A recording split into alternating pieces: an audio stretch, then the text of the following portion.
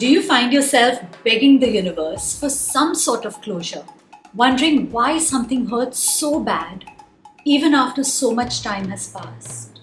Feel stuck in a chapter that you did not choose to write? Then this one is for you. I recently read a strange little story that struck a chord with me. In some parts of the world, they trap monkeys by using a coconut and a piece of fruit. They carve a hole in the coconut just big enough for a monkey's hand to fit in, and they drop the fruit in it. The monkey reaches in, grabs the fruit, and now it can't pull its hand back out. All it has to do is let go of that fruit, but it doesn't. It stays stuck, even if people come right up to catch it. When I first heard that, I was like, hey, that's me. But that's most of us. We hold on to things that hurt us because we are scared of what happens if we let go. But what if? Just stay with me. The peace you're waiting for only comes when you loosen the grip. And that got me thinking, why is it so damn hard to let go? And that's what we're unpacking today. By the end of this video, you'll have 3 clear tools that will help you let go and finally move on with peace. It's very easy for people to tell you, move on, just let go, carry on with your life. Whether it's from losing a loved one, a breakup, losing your job, a broken friendship, or any experience that you have no control over. Letting go sounds simple, but in reality, it feels like losing. It's almost like saying, that didn't matter, or they win. I wasted my time all this while for nothing. It feels like jumping out of a plane without checking whether you have a parachute or not. Why? Because we just don't hold on to people or memories. We hold on to what they meant. You're not letting go of a relationship. You're letting go of what you thought it said about you, who you were in that moment, what you hoped it would become. Feeling like this is not a weakness. That's the way our brains are wired. It doesn't care if something hurts, as long as it feels familiar. So when we stalk them on social media, go through old texts, rerun the argument in the shower, we try to rewrite the story, hoping that the end would be something different. Have you ever been for one of those awkward events where they put on a sticky name tag on you? You slap it on, wear it for the entire day. Now imagine instead of having your name, it says your pain, abandoned, not good enough, the one who failed, loser. And after a while, it doesn't feel like a sticker. It feels like your identity.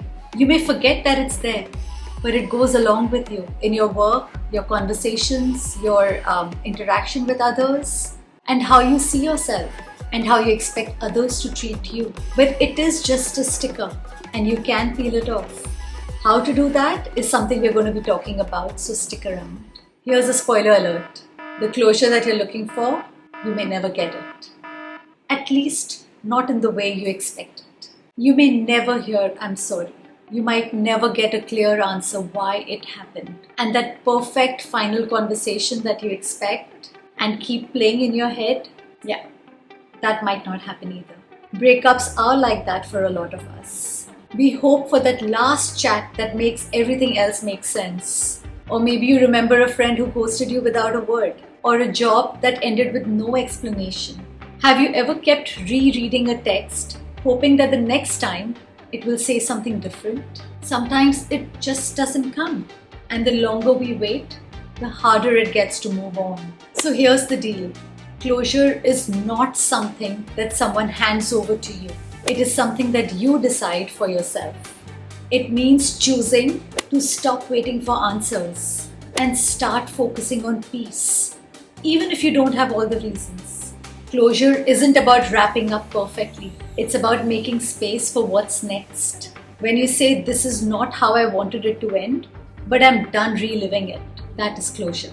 And the reason we need this is because we have to pay a price for everything that we hold on to. There's a hidden cost. Have you ever experienced one of those days when you feel mentally exhausted, even though you've done nothing all day?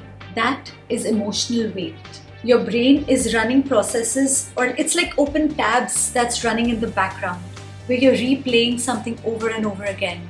We don't just remember the past, we tend to relive it every time we think about it. That's our default. And it doesn't stop unless we choose to stop feeling it. It's intentional. You're not moving on because we are actually waiting for it to make sense. But that takes up a lot of energy. And that energy is something you're never going to get back. Even with this YouTube channel, I've poured my heart into it for the last few months now. Hours of scripting, filming, editing. And when the views don't reflect the effort, it does feel like a judgment that I can't escape. I start gripping tighter, obsessing. But every time I do that, I forget about the joy that made me create it in the first place. It's like walking around with an invisible backpack.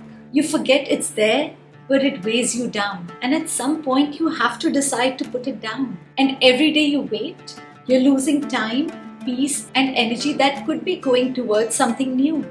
So, how do you actually let go? Here are 3 simple shifts.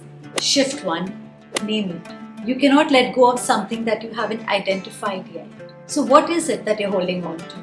A person, an expectation, a version of you that you thought you'll be by now? Say it, write it down, get it out of your head so that you can see it clearly rather than it swirling within you. The second shift, feel it without feeling it. Now this one is a little hard. It's about letting yourself feel the pain instead of obsessing over the story. Set 5 minutes for yourself.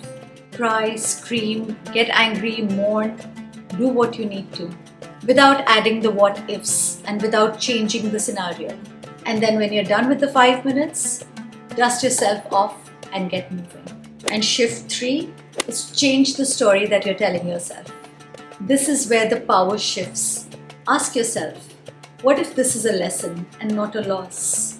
Maybe that person did not waste your time but helped you set your standards. Maybe that experience wasn't a punishment, but a redirect. Maybe losing that job pushed you to find something even better.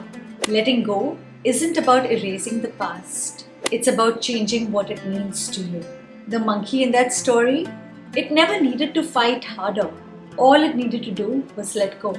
Letting go does not mean that the pain didn't matter. It means that you matter more.